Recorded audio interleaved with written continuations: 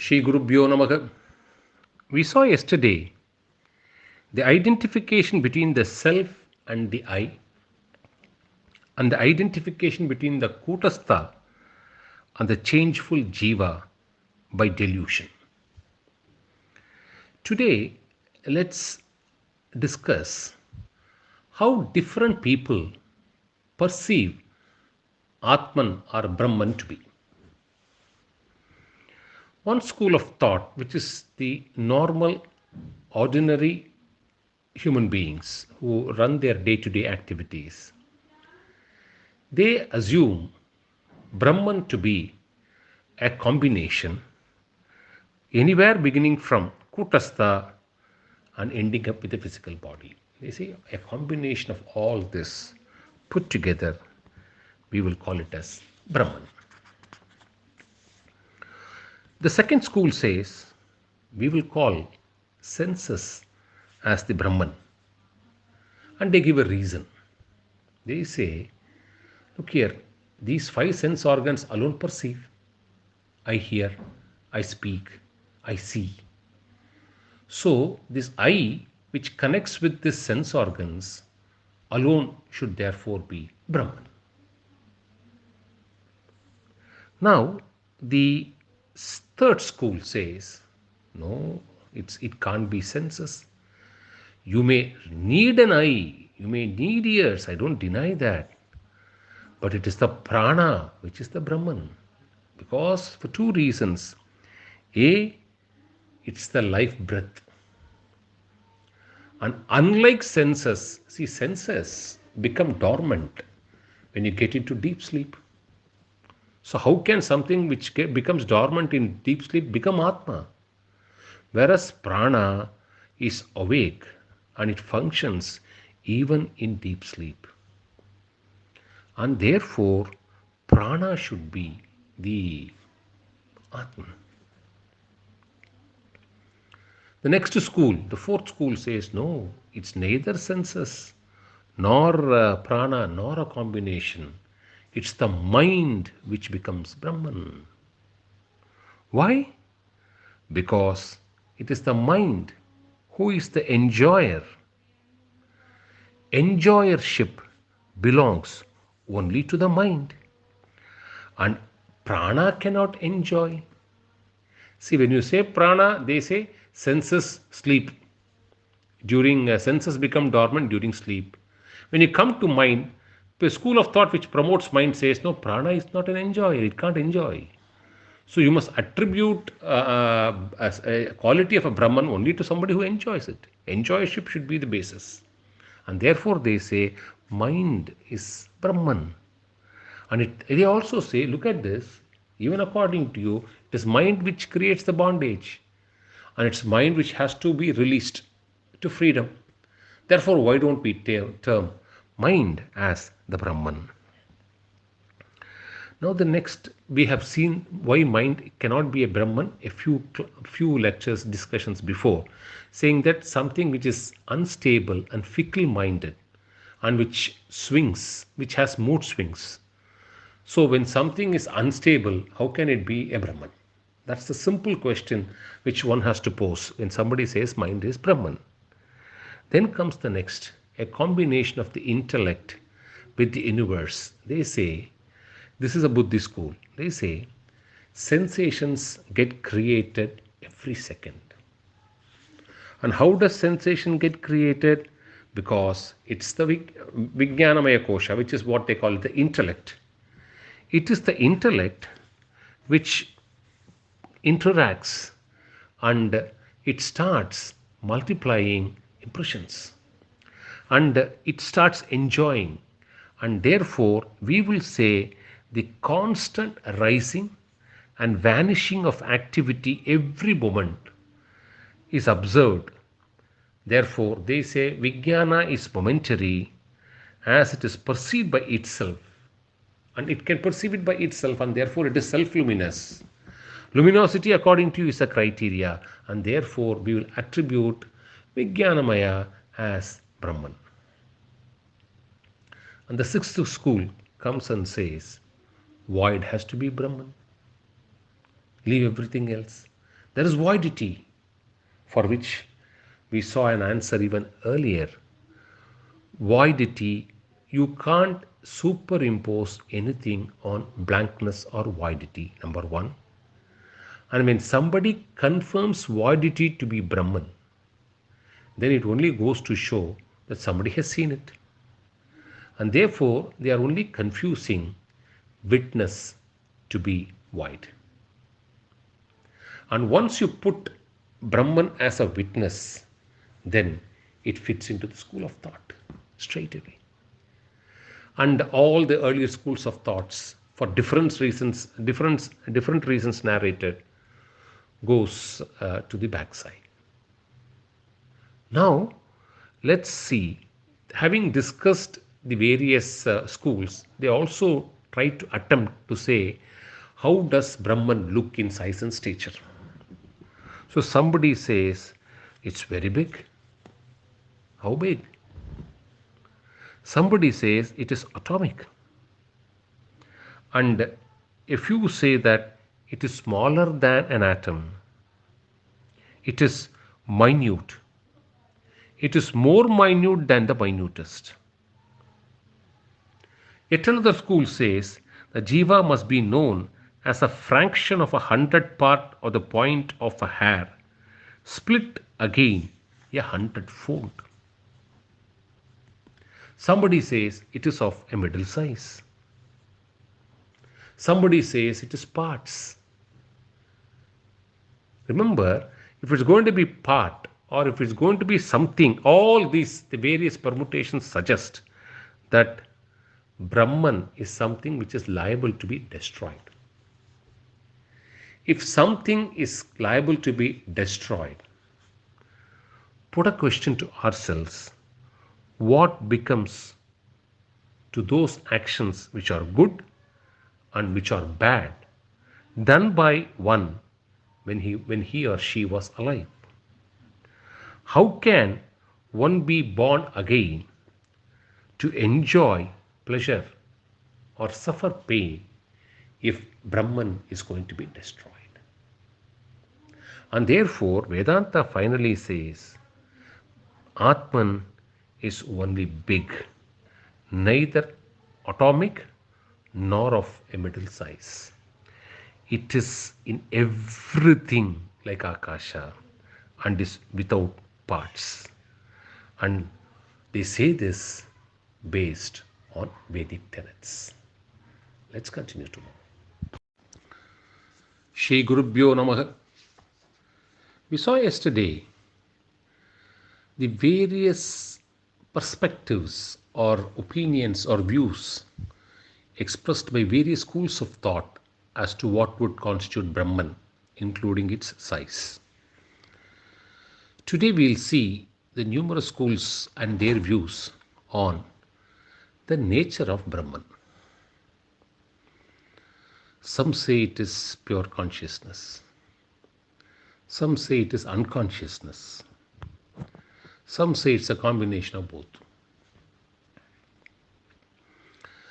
Some equate Brahman with Akasha and say, like sound is a quality of Akasha or nature, consciousness is the nature of Brahman. And proceed to say, desire, anger, virtue, sin, everything, all these are qualities attributable to that consciousness which is Brahman. According to them, when a jiva is born, then Brahman, when it comes into contact with the mind, gunas starts manifesting. And till the prarabdha of that birth needs to be exhausted, it states, on exhaustion of the prarabdha, it leaves the body. But according to them, Brahman is the doer. And Brahman enjoys and Brahman suffers. But Brahman does not get destroyed. Therefore, once it leaves the jiva, body of the jiva, after the exhaustion of that prarabdha in that body, it goes and it comes back again. It can come any number of times. So there is no destruction. Therefore, Brahman is the doer. This is one school. Some say, no, Anandamaya Kosha is Brahman. Why? Because even during deep sleep, this is the residual remains which is left, and in which conscious is not seen, and this is the innermost of the five sheets, and Brahman is therefore Anandamaya Kosha. The third school says it's a combination of inertness and consciousness. And how do they say? When we go into deep sleep, everything becomes inert. There is no consciousness. But when we wake up, we come out saying with an experience that we had a very good sleep. So that comes out of consciousness. And therefore, Brahman is a combination of both inertness and consciousness. Yet another school like Sankhya contest this and say that it can't be both. It has to be only one. And therefore, Brahman is always in the nature of consciousness. They proceed to say the inert aspect is the root cause of nature, what they call it as the Prakriti. Then this Prakriti is subject to change through the gunas, sattva, rajas and tamas. And it is this which enjoys and also seeks a final release. And therefore, this should be called as Brahman. Bondage and release are attributed to the quiet, unrelated consciousness because of the non-recognition of the distinctiveness of the root cause, namely the Prakriti. For justifying the established order of bondage and release, the differentiation in the consciousness, that is, that Brahman or many, is accepted by the school. Therefore, every jiva has one Brahman, is what they try to say. Then one more school says, unattachedness is Brahman. Brahman is pure and certainly unattached. And why do they say so? Higher than Mahat is Avyakta, the unmanifest. Prakriti is also mentioned. And similarly, unattachedness of the Brahman is also mentioned in the Vedic passages. So Brahman is unattachedness. And yet another school says, no, God is Brahman.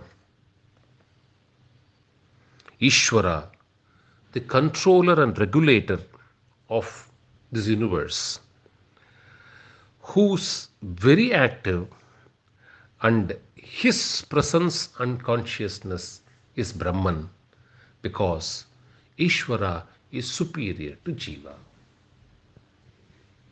Let's continue to move. Shri Gurubhyo Namaha. Let's continue from where we left yesterday. Different schools were talking about the nature of Brahman, and one school feels Ishvara, the Lord of Universe, is Brahman. And why do they say so? They rely on Vedic passages which says Ishvara is the chief lord of the Kshetras. Ishvara is the lord of the Gunas.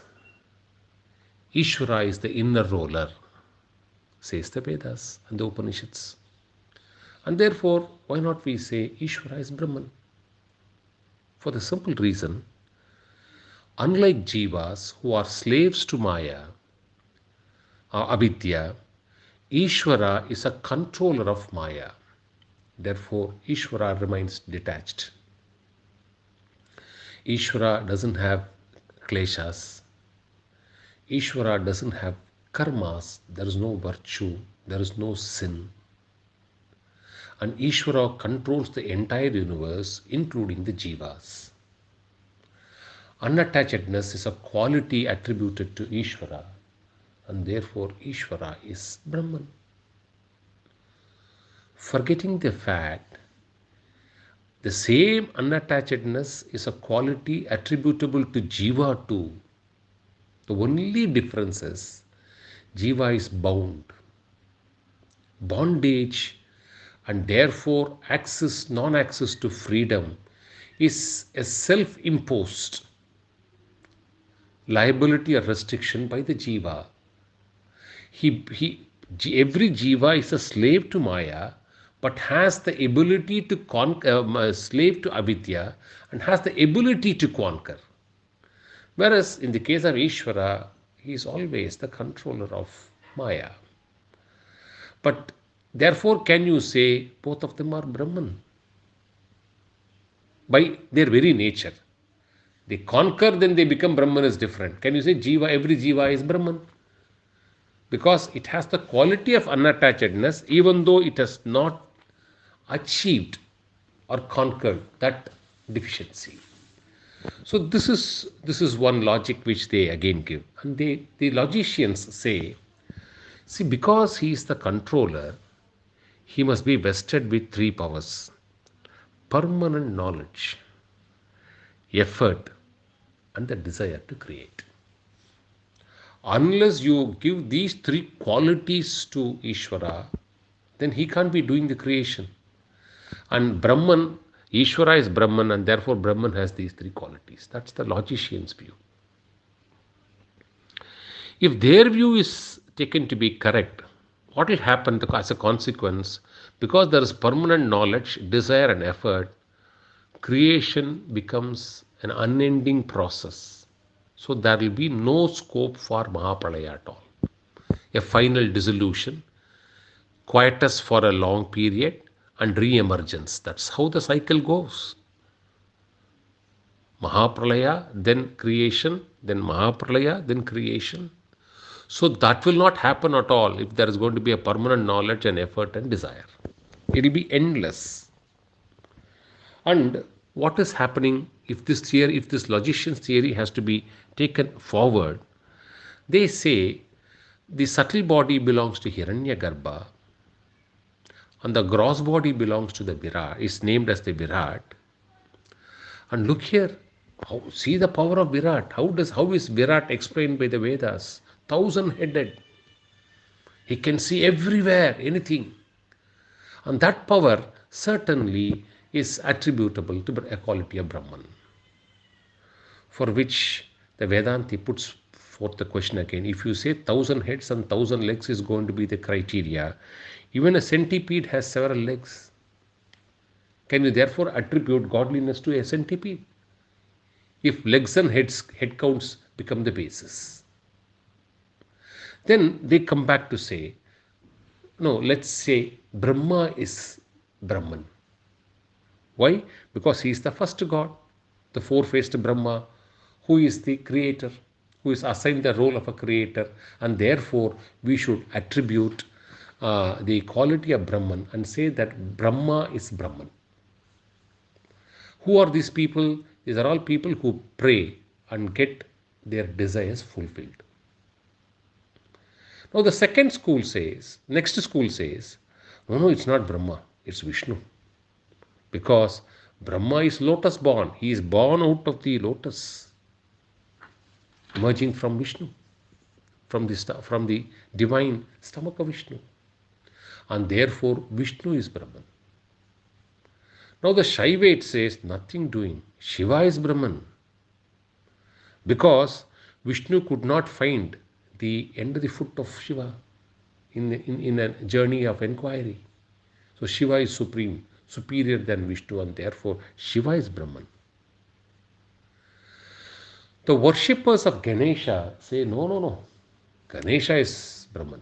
Because Shiva had to worship Ganesha to conquer the three towns occupied by the Asuras.